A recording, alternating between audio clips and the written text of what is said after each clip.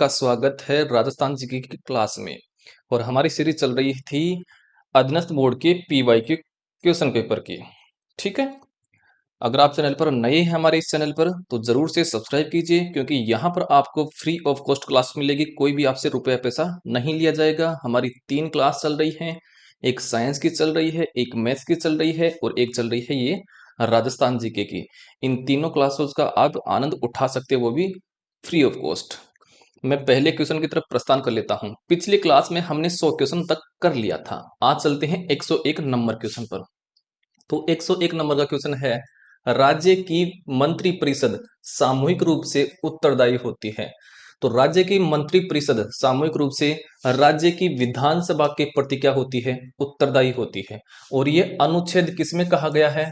तो अनुच्छेद आपका जो 164 है उसमें ये कहा गया है क्या, कि जो मंत्री परिषद है वो सामूहिक रूप से विधानसभा के प्रति क्या होती है? उत्तरदायी होती है।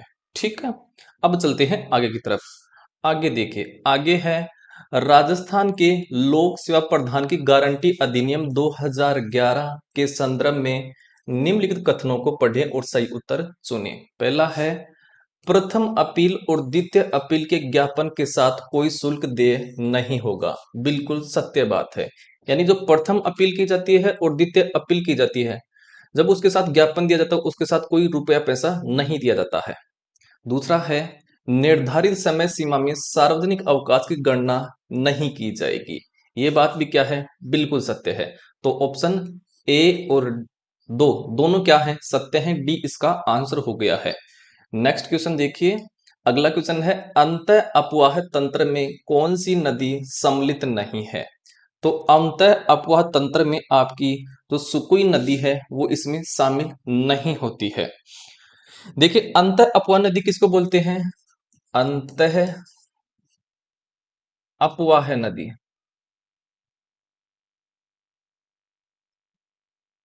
तो अंत अपवाह नदी वे नदी होती है जो किसी किसी सागर या सागर या महासागर सागर या महासागर में न गिरकर न गिरकर आंतरिक भागों में समाप्त हो जाती है। आंतरिक भागों में समाप्त हो जाती है, उसको बोलते हैं अंत अपवाह नदी कहा जाता है। जैसे आपकी अपवाह नदी के एग्जाम्पल क्या क्या हो गए हैं? तो आपकी अंत अपवाह नदी के एग्जाम्पल हो गए हैं कातली नदी, जो शेखावाटी क्षेत्र में पाई जाती है। इसके अलावा साबी नदी और काकनी नदी, ये क्या है? अंत अपवाही नदियां हैं। देखिए, जो सुकुई नदी है, जो सुकुई नदी है, ये आपकी कहां पर पाई जाती है? तो ये आपकी जालोर में, जालोर में पहाड़ियां हैं क्या?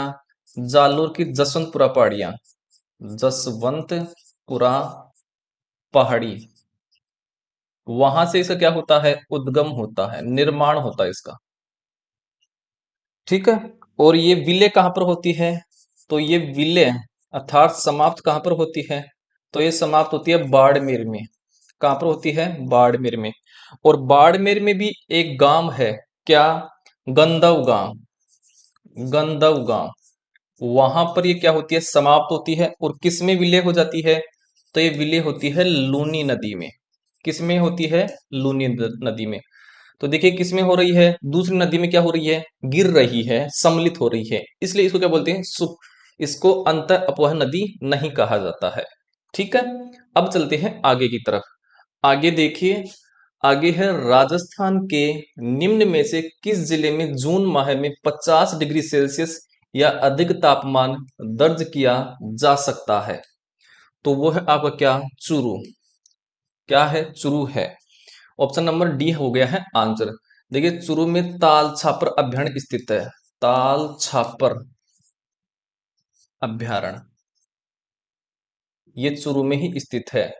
चूरू का जो शुभंकर है, शुभंकर, वो क्या है? वो है कर्षण मर्ग, कर्षण मर्ग। ये इसका क्या है, शुभंकर है। ठीक है। डूंगरपुर जो है इसको पहाड़ों की नगरी कहा जाता है। पहाड़ों की नगरी, पहाड़ों की नगरी कहलाती है डूंगरपुर। और उदयपुर को क्या कहते हैं, झीलों की नगरी, झीलों की नगरी। इसके अलावा उदयपुर को सफेद शहर भी कहा जाता है, सफेद शहर। झीलों की नगरी क्यों कहा जाता है, क्योंकि यहां पर कई तरह की झीलें उपस्थित हैं। जैसे आपकी पिछोला झील हो गई है। कौन सी झील हो गई है, पिछोला, पिछोला झील। इसके अलावा फोई सागर झील, फोई सागर झील। ठीक है, तो कई तरह की आपकी झीलें हैं।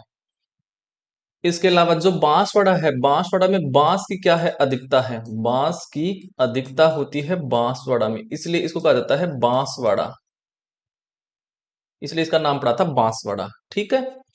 अब चलते हैं आगे की तरफ।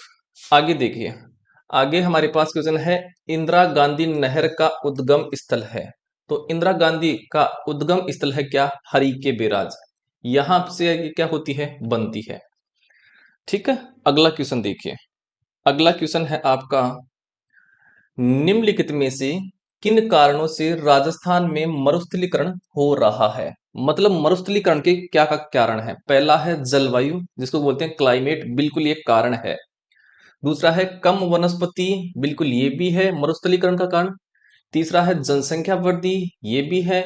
और चौथा है अनियंत्रित पशुचारण, बिल्कुल ये भी है। और सूखा, ये भी है। तो आपके पांचों फैक्टर क्या करते हैं, मरुस्थलीकरण को बढ़ाते हैं। तो ऑप्शन नंबर डी हमारा क्या हो गया है, आंसर हो गया है। अगला क्वेश्चन देखो, चोकला नस्ल है। तो चोकला है, ये नस्ल है भेड़ की। किसकी नस्ल है, भेड़ की नस्ल है, याद करना है। तो चोकला भेड़ की नस्ल हो गई है। गोवंश की देखिए कई नस्ल हो गई है, जैसे थार पारकर हो गई है, थार पार, थार, एक मिनट रुकिए, थार पारकर, थार पारकर को कहा जाता है मालानी। क्या कहा जाता है, मालानी। ये आपको ध्यान में रखना है। ठीक है।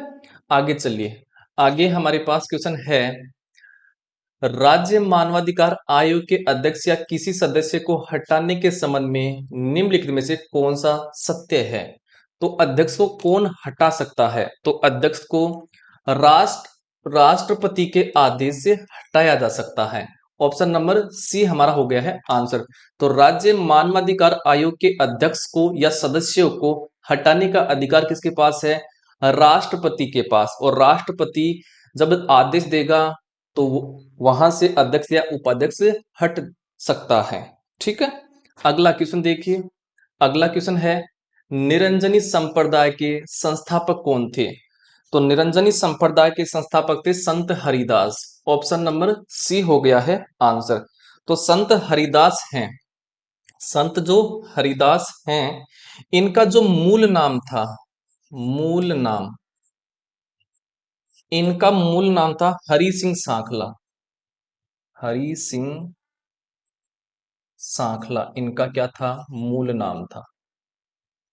अगली बात ये ध्यान रखनी है, इनको आधुनिक युग का वाल्मीकि कहा जाता है, आधुनिक युग का वाल्मीकि, ये कहा जाता है संत हरिदास को। इनकी जो समाधि है, इन्होंने जो समाधि ली थी, किन्होंने, संत हरिदास ने, इन्होंने समाधि ली थी 1528 ईस्वी में ली थी। और कहां पर ली थी, गाडा गांव में। और गाडा गांव कहां पड़ता पड़ता है, डीडवाना में पड़ता है। ये जो पहले थे संत हरिदास जी, ये पहले डाकू थे। क्या थे, डाकू। तो ये डाकू से क्या बने थे, संत। तो ये डाकू से संत बने थे, ये भी आपको ध्यान में रखना है। फिर आपको ध्यान में रखना है कि इनका जो जन्म हुआ था, संत हरिदास का, इनका जन्म 1455 ईस्वी में हुआ था, 1455 ईस्वी में हुआ था। और कापड़ोद जो गांव है, कापड़ोद गांव, वहां पर हुआ था। और कापड़ोद गांव कहां पर पड़ता है, नागौर में पड़ता है। यहां पर इनका क्या हुआ था, जन्म हुआ था। तो ये बात ध्यान में करनी है आपको संत हरिदास के बारे में। ठीक है, अब हमारे पास है क्या, संत मावजी। कौन है, संत मावजी। तो संत जो मावजी हैं, संत मावजी ने लसाड़िया आंदोलन चलाया था। लसाड़िया आंदोलन, इन्होंने चलाया था लसाड़िया आंदोलन। तो संत मावजी थे, इनको बेणेश्वर धाम के संस्थापक कहा जाता है। बेणेश्वर धाम का संस्थापक कहा जाता है संत मावजी को। और ये बेणेश्वर धाम कहां पर है, डूंगरपुर में है। कहां पर है, डूंगरपुर में है। ठीक है, इसके अलावा जो संत मावजी हैं, संत मावजी को वागड़ का धनी कहा जाता है। वागड़ का धनी, ये कहा जाता है संत मावजी को। वागड़ में कौन आते हैं, डूंगरपुर और बांसवाड़ा। डूंगरपुर और बांसवाड़ा जिले आते हैं।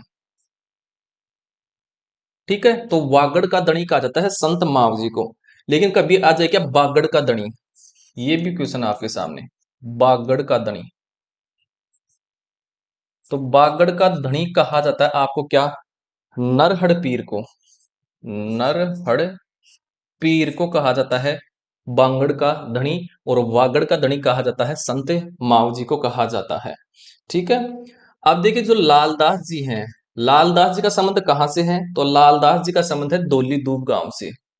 दोली दूब, और दोली दूब ये गांव कहां पर पड़ता है, अलवर में पड़ता है। लालदास जी थे, ये जन्म से क्या थे, मुसलमान थे। ये जन्म से क्या थे, मुसलमान थे। ठीक है, इसके अलावा इनके गुरु का क्या नाम था, लालदास जी के गुरु का नाम, तो इनके गुरु का नाम था गदन चिश्ती। गदन चिश्ती इनके गुरु का नाम था। तो ये बात आपको ध्यान रखनी है, किसके बारे में, लालदास जी के बारे में। अब देखिए आपके जो दादू दयाल जी हैं, दादू दयाल की प्रधान पीठ कहां पर है, तो इनकी प्रधान पीठ है नरेना, जयपुर में है। नरेना जयपुर में है। जो लालदास जी थे, इन्होंने एक आंदोलन चलाया था, और उस आंदोलन का नाम है निपख, निपख आंदोलन। तो ये इन्होंने आंदोलन चलाया था, निपख आंदोलन चलाया था। ठीक है, अब चलते हैं अगले क्वेश्चन पर। अगला क्वेश्चन देखो, अगला क्वेश्चन है, खालिस्तान के रंग महल, करण महल, अनूप महल आदि में राजपूत मुगल पद्धति का समुचित समन्वय है। तो किसमें है ये, रंग महल, कर्ण महल और अनूप महल, इनका समुचित समन्वय कहां पर देखने को मिलता है, तो आपका जो बीकानेर है, बीकानेर में रंग महल, कर्ण महल और अनूप महल आदि में राजपूत मुगल पद्धति का समुचित समन्वय देखने को मिलता है। ये बात आपको ध्यान में रखनी है, सीधा क्वेश्चन है ये। नेक्स्ट क्वेश्चन देखिए, अगला क्वेश्चन है, मूमल किस चित्रकला शैली का प्रमुख चित्र है। तो जो मूमल है वो आपका जैसलमेर शैली का प्रमुख चित्र है। किसका है, जैसलमेर शैली का। देखिए जो जैसलमेर शैली है, इसको बोलते हैं मांड शैली भी कहा जाता है, मांड शैली, और जैसलमेर को कहा जाता है मांड क्षेत्र। तो मांड शैली इसका नाम है। जो जैसलमेर शैली है, इसका स्वर्ण काल, मतलब सर्वाधिक किसके काल में ये विकसित हुई थी, तो इसका जो स्वर्ण काल कहा जाता है, ये कहा जाता है मूलराज सेकंड के काल को। मूलराज सेकंड के काल को कहा जाता है। ठीक है, और एक बात और ध्यान रखनी है कि जो जैसलमेर शैली है, इस शैली पर अन्य शैली का प्रभाव नहीं है, अन्य शैली का प्रभाव नहीं है। एकमात्र शैली जिस पर किसी भी शैली का प्रभाव नहीं है। ये बात आपको ध्यान में रखनी है, किसके बारे में, जैसलमेर शैली के बारे में, जिसको मांड शैली भी कहा जाता है, और मूमल चित्रकला है, ये भी जैसलमेर शैली से संबंधित है। अगला क्वेश्चन देखो, अगला क्वेश्चन है, कौन सी झील बूंदी जिले में स्थित है। तो जो बूंदी में स्थित है, वो आपकी स्थित है नवलखा झील। कौन सी झील है, नवलखा झील स्थित है। जो आपकी बूंदी है, बूंदी है, बूंदी को कहा जाता है बावड़ियों का शहर। बावड़ियों का शहर कहा जाता है बूंदी को, क्योंकि सर्वाधिक बावड़ी यहां पर ही स्थित है, बूंदी में ही। और बूंदी किस क्षेत्र में आते हैं, बूंदी आता है हाड़ौती क्षेत्र में, हाड़ौती क्षेत्र में। तो बूंदी में किस किस प्रकार की मिट्टी पाई जाएगी? तो यहाँ पर जो मिट्टी है ये मध्यम काली मिट्टी पाई जाती है, मध्यम काली मिट्टी पाई जाती है। ठीक है। नक्की झील जो है, नक्की झील ये आपकी माउंट आबू में है। माउंट आबू कहां पर पड़ता है? तो ये पड़ता है सिरोही में। आना सागर जो झील है ये कहां पर है? अजमेर में। और अजमेर में एक किला है, कौन सा? तारागढ़ का किला, तारागढ़ किला। इसके अलावा अकबर का किला भी कहां पर है? अजमेर में है। राजसमंद झील है, ये कहां पर है? राजसमंद में है। कहां पर है? राजसमंद में है, राजसमंद झील, ध्यान में रखना है। अगला क्वेश्चन देखो, राष्ट्रीय सरसों अनुसंधान केंद्र स्थित है। तो सरसों अनुसंधान केंद्र आपका है सेवर में। कहां पर है? सेवर में। और ये सेवर कहां पर पड़ता है? भरतपुर में है। कहां पर पड़ता है? भरतपुर में। और भरतपुर में कौन सा किला है? लोहागढ़ का किला। भरतपुर में है लोहागढ़ का किला। ठीक है। और भरतपुर किस क्षेत्र में आता है? मेवात क्षेत्र में। ये आता है मेवात क्षेत्र में। ये आपको दोनों बात ध्यान में रखनी है। राष्ट्रीय सरसों अनुसंधान केंद्र है सेवर भरतपुर में। भरतपुर में आपका लोहागढ़ किला है। और मेवात क्षेत्र भी, ये भरतपुर आता है, ये मेवात क्षेत्र में आता है। ठीक है। डीग है, डीग को बोलते हैं जल महलों की नगरी। जल महलों की नगरी, ये कहा जाता है डीग को, जल महलों की नगरी। अगला क्वेश्चन देखिए। अगला क्वेश्चन है, बीसलपुर बांध किन नदियों के संगम पर बना है? तो जो बीसलपुर बांध है ये बना हुआ है बनास, डाई और खारी नदियों के संगम पर बना हुआ है। और बात ध्यान में रखनी है कि जो बीसलपुर बांध है, बीसलपुर बांध ये कौन से जिले में स्थित है? तो बीसलपुर बांध है टोंक में। कहां पर है? टोंक में स्थित है। अगला क्वेश्चन देखिए। अगला क्वेश्चन है, राजसमंद झील का निर्माण उदयपुर के किस शासक द्वारा कराया गया था? तो राजसमंद झील का जो निर्माण है ये राणा राज सिंह, और राणा राज सिंह वो भी कौन से? प्रथम के द्वारा कराया गया था। और जो ये राजसमंद झील है ये कहां पर है? राजसमंद में है। कहां पर है? राजसमंद में है। राजसमंद झील एक कृत्रिम झील है। ये एक कृत्रिम झील का एग्जाम्पल है। ठीक है। अगला क्वेश्चन देखिए। अगला क्वेश्चन है, नाथरा की पाल खनन क्षेत्र स्थित है। तो जो नाथरा की पाल है ये आपके उदयपुर में स्थित है। कहां पर है? उदयपुर में स्थित है। अब जो नाथरा की पाल है ये किसके लिए प्रसिद्ध है? ये प्रसिद्ध है लौह अयस्क के लिए, लौह अयस्क। और किस टाइप का लोहा निकलता है? हेमेटाइट लोहा, हेमेटाइट लोहा निकलता है। अब सुनिए, उदयपुर है, उदयपुर में कौन सी सभ्यता है? आहड़ सभ्यता। आहड़ सभ्यता यहां पर स्थित है। उदयपुर, ये आहड़ सभ्यता है, ये आयड़ या बेड़च नदी किनारे है। आयड़ या बेड़च नदी के किनारे स्थित है। बेड़च नदी ये ताम्र पाषाण काल की है। ताम्र पाषाण कालीन सभ्यता है ये। ताम्र पाषाण कालीन सभ्यता है। आयड़ सभ्यता को धूलकोट के नाम से भी जानते हैं, धूलकोट के नाम से भी जानता है। इसी सभ्यता को आघाटपुर के नाम से भी जाना जाता है, आघाटपुर के नाम से भी जाना जाता है। यह बात आपको ध्यान में रखना है। ठीक है। अगला क्वेश्चन देखो। अगला क्वेश्चन है, एशिया में पक्षियों का सबसे बड़ा प्रजनन केंद्र है। तो एशिया में सबसे बड़ा प्रजनन केंद्र है आपका कौन सा? केवलादेव राष्ट्रीय उद्यान। कौन सा है? केवलादेव राष्ट्रीय उद्यान। अब जो आपका केवलादेव राष्ट्रीय उद्यान है ये कहां पर है? भरतपुर में है, भरतपुर में। ठीक है। अब जो केवलादेव राष्ट्रीय उद्यान है ये सबसे छोटा, सबसे छोटा राष्ट्रीय उद्यान है, राष्ट्रीय उद्यान। और इसका जो क्षेत्रफल है, क्षेत्रफल है वो कितना है? 28 किलोमीटर स्क्वायर, वर्ग किलोमीटर है। तो ये सबसे छोटा है। ठीक है। इसके अलावा देखिए, राष्ट्रीय मरु उद्यान है, ये कहाँ पर है? जैसलमेर में है, जैसलमेर में। राष्ट्रीय मरु उद्यान है, ये गोडावण की शरण स्थली है, गोडावण की शरण स्थली, शरण स्थली है। इसके अलावा रणथंभौर राष्ट्रीय उद्यान, ये सवाई माधोपुर में है, सवाई माधोपुर में है। और ये सबसे बड़ा राष्ट्रीय उद्यान है, सबसे बड़ा राष्ट्रीय उद्यान। तो सबसे बड़ा जो राष्ट्रीय उद्यान है वो कौन सा है? रणथंभौर राष्ट्रीय उद्यान है। ठीक है, और इसका क्षेत्रफल कितना है? तो इसका जो क्षेत्रफल है, किसका?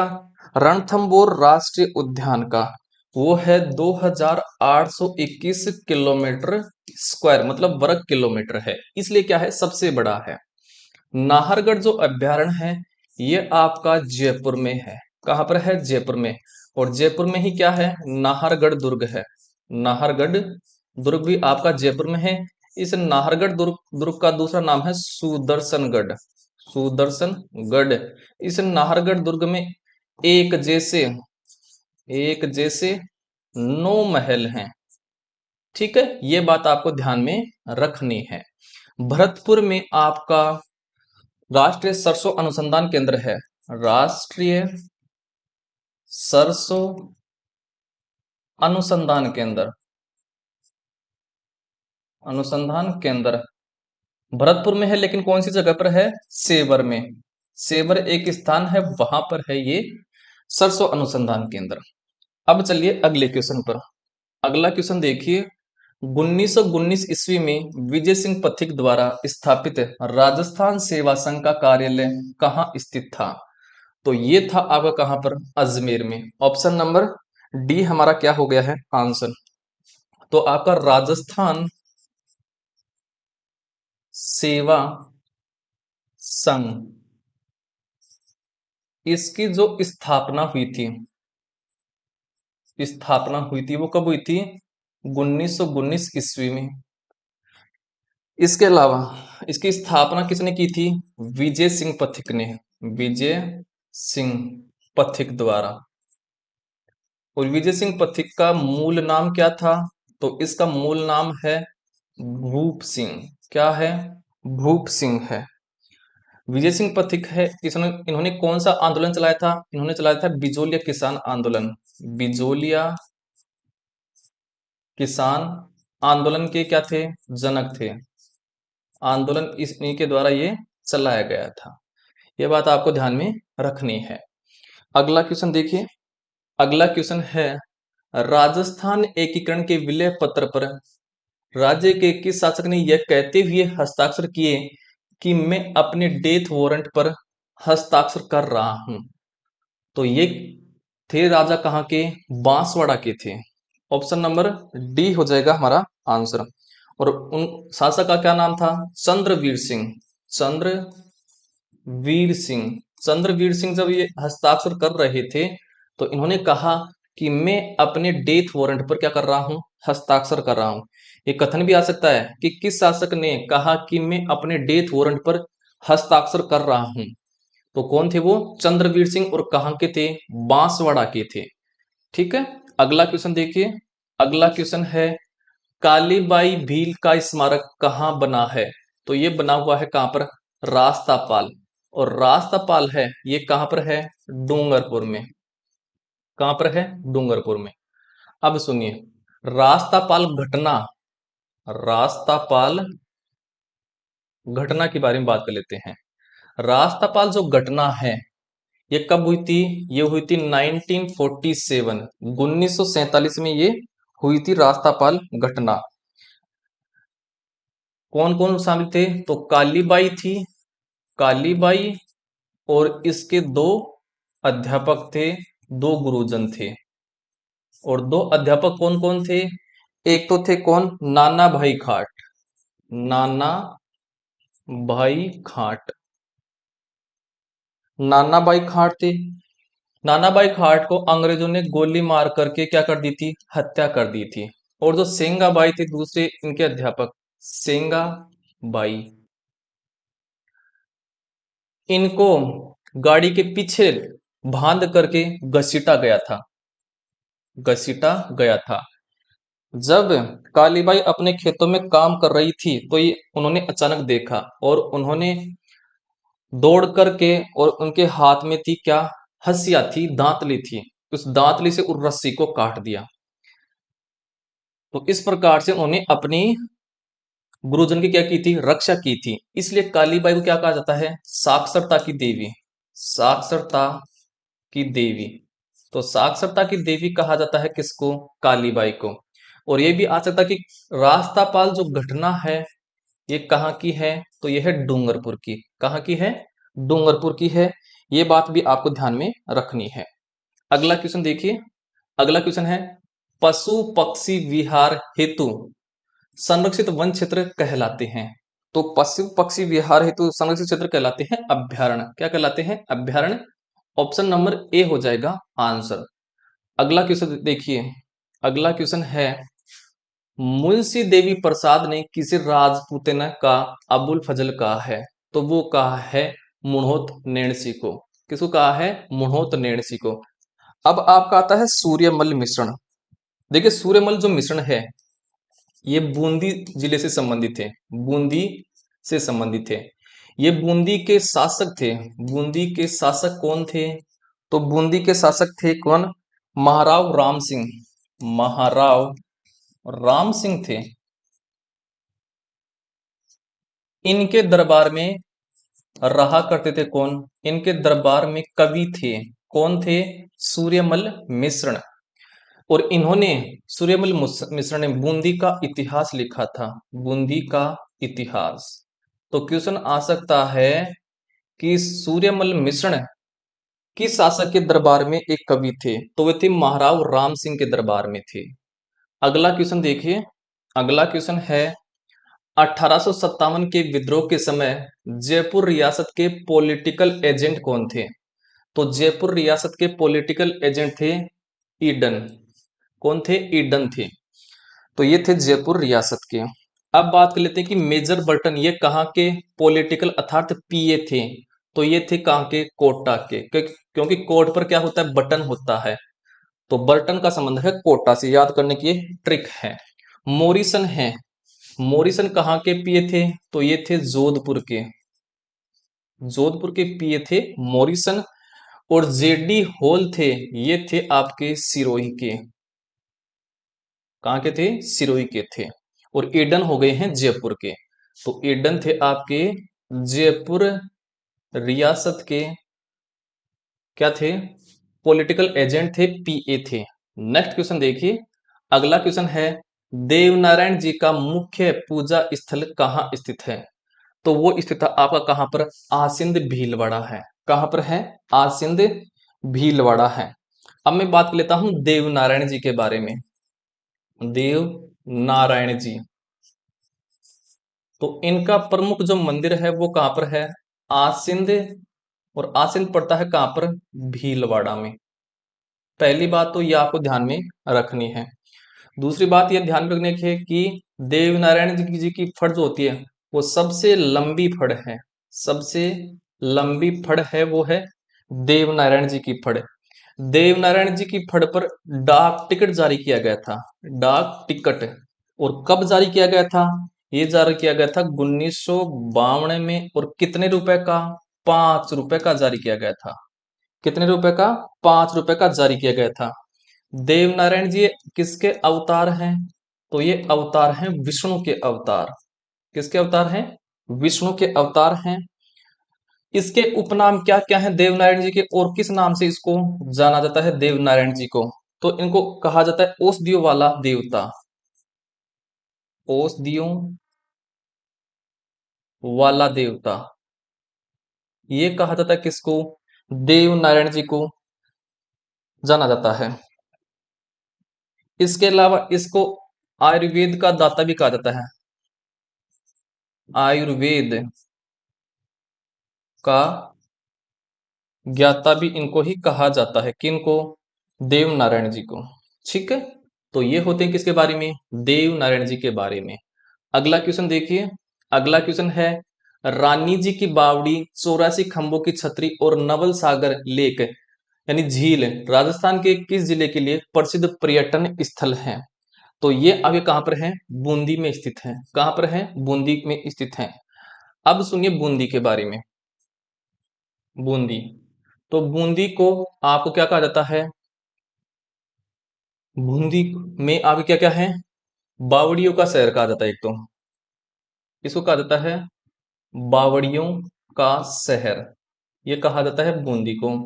यहाँ पर क्या क्या है? तो यहाँ पर 84 खंभों की छतरी स्थित है। 84 खंभों की छतरी ये आपकी बूंदी में स्थित है।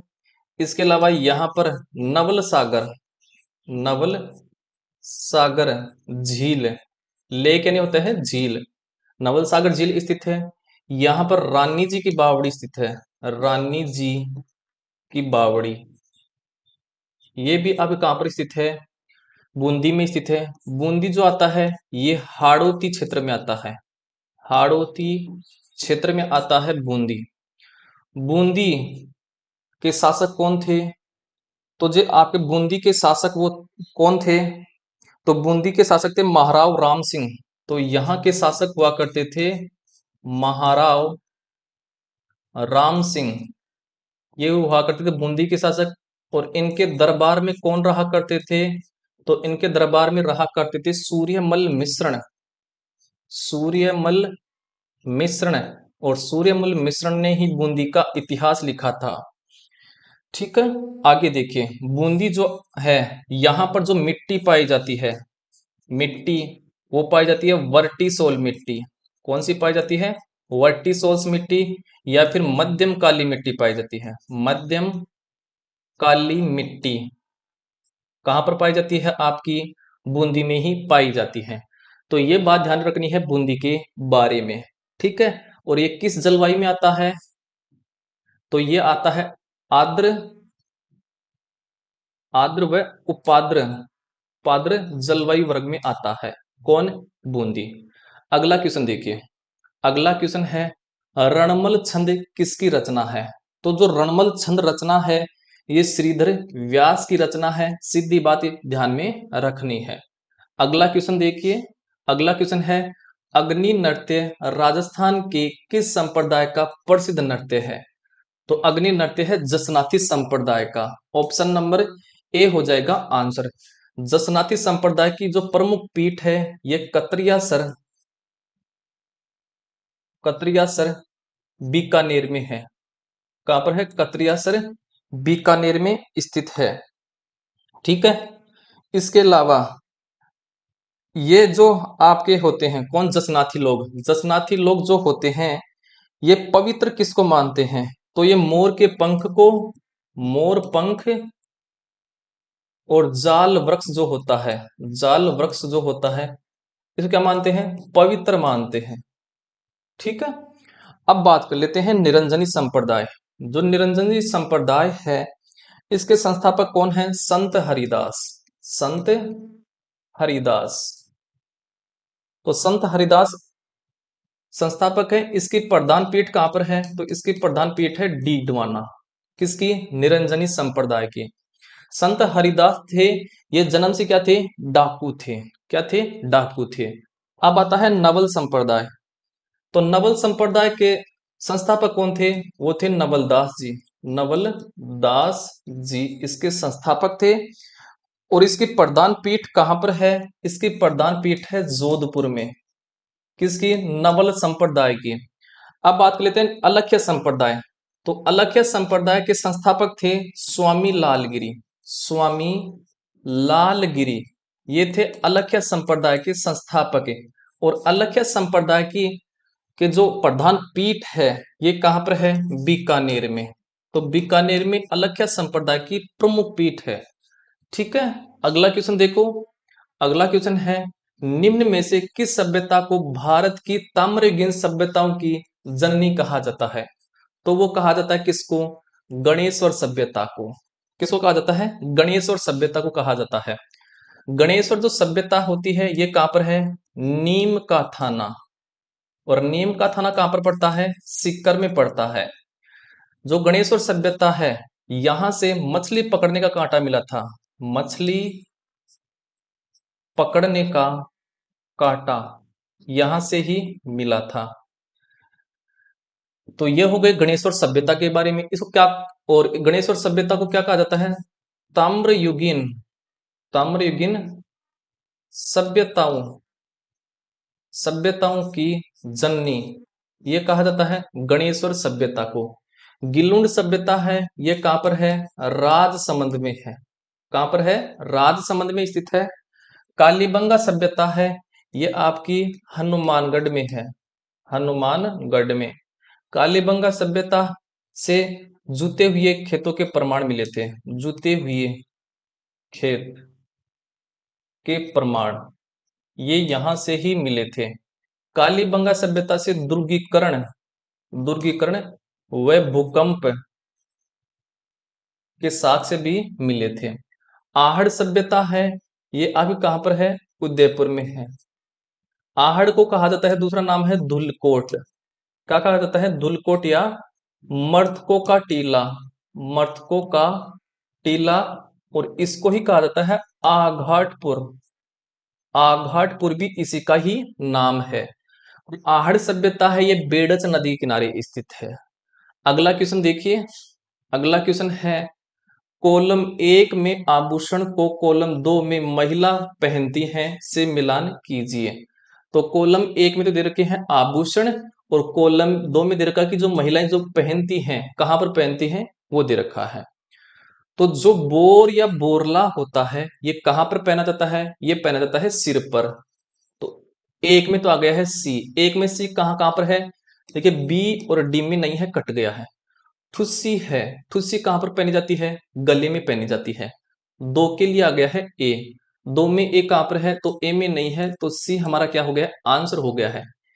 पीपल पन्ना है, पीपल पन्ना कहां पर पहना जाता है? कान में। और नौगरी आभूषण पहना जाता है कहां पर? हाथ में पहना जाता है।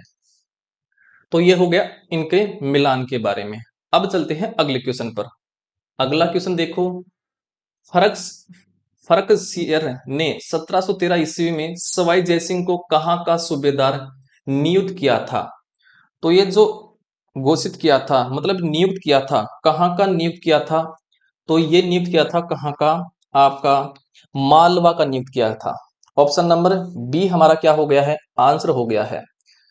तो सवाई जयसिंह को नियुक्त किया गया था, मालवा का सूबेदार नियुक्त किया गया था। लास्ट क्वेश्चन है इस क्लास का, 1637 ईस्वी का शाहजहानी मस्जिद का अभिलेख राजस्थान में कहां स्थित है? तो शाहजहानी अभिलेख जो है ये आपके कहां पर है? अजमेर में स्थित है। ऑप्शन नंबर सी हमारा हो गया है आंसर। अब सुनिए, जो अजमेर है, अजमेर में आपका तारागढ़ किला स्थित है, तारागढ़ किला। और अजमेर में ही क्या है? अकबर का किला है, अकबर का किला। ये भी कहां कहां पर है? अजमेर में स्थित है। तो अजमेर के बारे में आपको ध्यान रखनी है। तो ये होते हैं आज की क्लास के हमारे क्वेश्चन। अगर क्लास अच्छी लगती है तो क्लास को लाइक कीजिए, अच्छी नहीं लगती है तो कमेंट करके जरूर बताना कि कौन सा पार्ट आपको अच्छा नहीं लगा है। इसी प्रकार से पढ़ते रहिए और आगे बढ़ते रहिए।